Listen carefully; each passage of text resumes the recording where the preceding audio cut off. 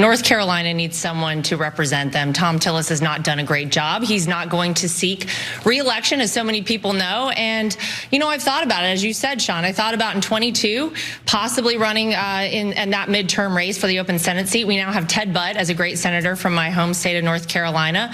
Thought about possibly seeking out, to fill Marco Rubio's big shoes down in Florida.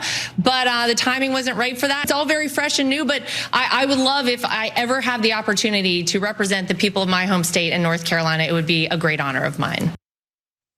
It would have been a great honor. It's not going to happen, though, which is reasonable.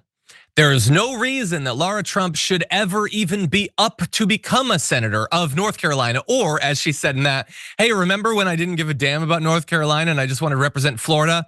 Or actually, in a wider sense, I just wanted to be in the Senate. I literally don't care. It could be Rhode Island, it could be Montana. I hear New Mexico is beautiful in the fall, whatever. I don't care about any of I'm not gonna be talking to my constituents anyway. Just send me there. I want a job with guaranteed pay and benefits. It's really hard to get health insurance out there. I hear in the Senate they've got good coverage. And so she's not actually gonna be the nominee for the Senate in North Carolina, the same way she was rejected for Florida. And I just wanna pause and soak that in, because it's honestly surprising that she wasn't. She's related to Donald Trump. She was given her position at the RNC purely because of who she's married to. She has a show on Fox purely because of who she's married to. In America, why wouldn't she be put forward for the Senate? I mean, she has no qualifications. She has no particular interest in the state. But when has that stopped any of these people? Honestly, I'm being hard on her, but some random businessman that just wants to become a senator so he can vote for tax cuts, when has he ever had to demonstrate that he loves his state or whatever?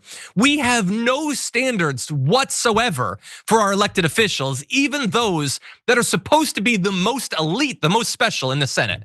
We don't. And so I'm being hard on her because of the whole nepotism thing, but honestly, we should apply the same standard to basically any of them. In any event, she put out this statement on social media saying, after much consideration and heartfelt discussions with my family, friends, and supporters, I have decided not to pursue the United States Senate seat in North Carolina at this time. I'm deeply grateful for the encouragement and support I've received from the people of my home state, whom I love so much. Although, reminder, I would have loved you guys in Florida just as much. She didn't actually say that. While I'm not running in this election, my passion for making America great again burns brightly, and I look forward to the future, wherever that leads. Literally whatever job. I don't put me on the cabinet, make me an ambassador, just give me a job. It's hard to host a news show. And so that's kind of embarrassing, particularly because it's a big fat lie. If we could bring up that tweet once again. After much consideration and heartfelt discussions, I have decided not to pursue. No, you didn't. No, you didn't decide nothing. You asked to be given the position and they said no. That's it. Now, look, there's a way that what she's saying is true, which is they're going with this other guy. They're going with Michael Whatley, who's the Republican National Committee chair at this point. Okay, you know that you could still run against him, right? He's the one they're going to endorse. But if the love for America and North Carolina in particular burns so brightly and you just want to make America great again, well then run against Michael Whatley if you care so much. And if you're such a good candidate too, that it doesn't matter if you've got Donald Trump's endorsement or whatever, then run against him. Or alternatively, maybe the only thing you were gonna actually bring to the race was going to be the fact that Donald Trump had picked you. And because he didn't, there's no point in running. Again, you didn't decide nothing. You were hoping to be handed it, as you've been handed every position of note you've ever had in your life. And you weren't handed this one, so you're not even going to try. That's what it actually looks like to me. And if it seems like I'm going particularly hard against her, I just want to remind everyone, this is the same woman who had a 45-minute interview with Donald Trump and could have asked him tough, hard-hitting questions about Jeffrey Epstein, and she didn't.